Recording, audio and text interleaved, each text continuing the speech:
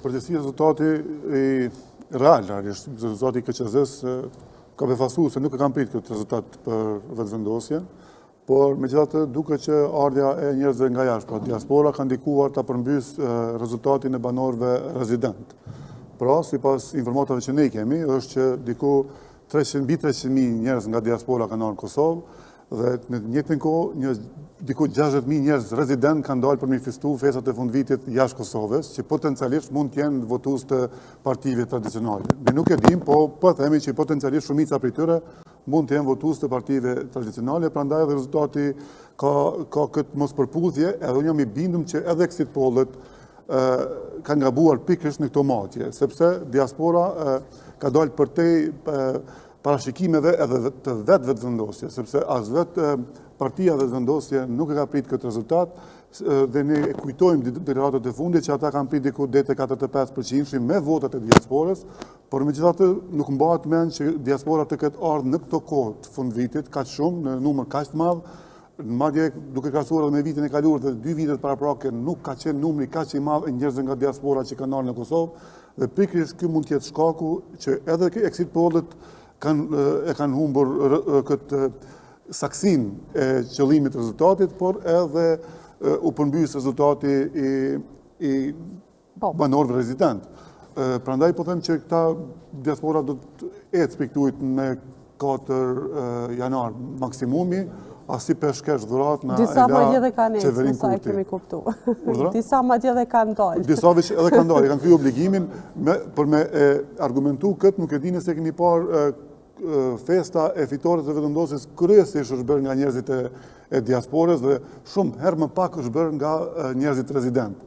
Prandaj, sepse kohëve të fundit, vetëvendosja nga banorët rezident nuk është parë më alternativë sigur në zgjedhjet e nënshkurtit, sepse sondazhet kanë treguar që ka një rënje nga nënshkurti, por megjithatë edhe partitë ish opozitare, tashmë opozitare, sepse po dihen pozicionet, kanë rënë në Grocken e Kurtit dhe Vjosa Osmanit për të caktuar datën e zgjedhjeve në 28 dhjetor, duke pasur parasysh që vjen diaspora dhe duke ditur të njëjtën kohë që diaspora kënd e mbështet më shumë pe partive politike.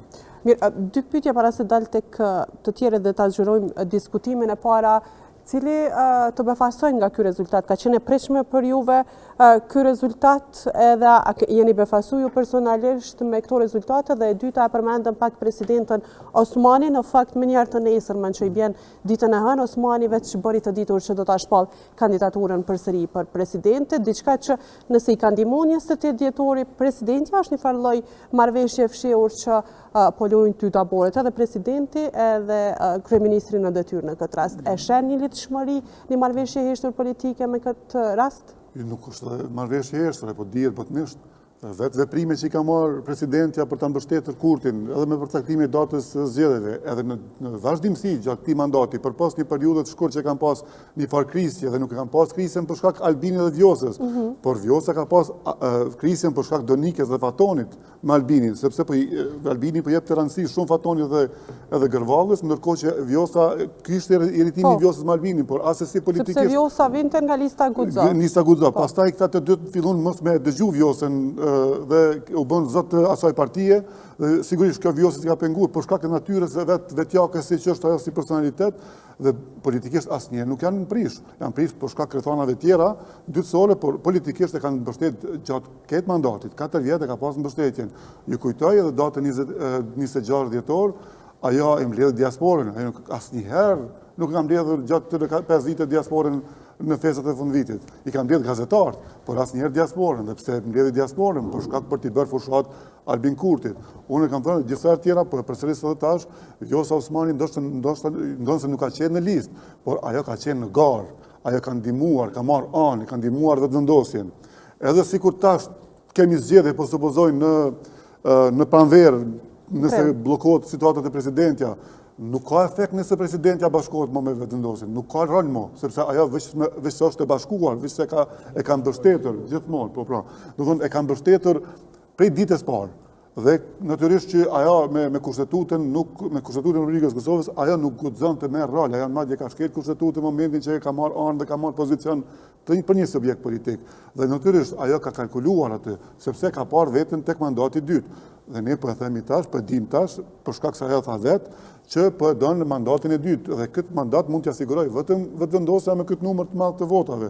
Se sikur të ishte dalë vetëvendosja diku 40%, 39% sa e kanë qitet sondazhet para se marrë diaspora, atëherë as Albin Kurti do të ishte kryeministër, po as Vjosa do të ishte presidente. Pra ajo më shumë i ka hap zor me ndihmu Albin Kurtin për pozicionin e saj, sepse për vetë Albin Kurtin, sepse vetëm përmes Albin Kurtit ajo mund të bëhet presidente. Kjo ka ndodhur. Përfaqësoj rezultati i shkurt? Po. Cila parti të befasoj më shumë? Në fakt LDK-ja më ka befastuar shumë. Si duket veprimet është interesant këtu.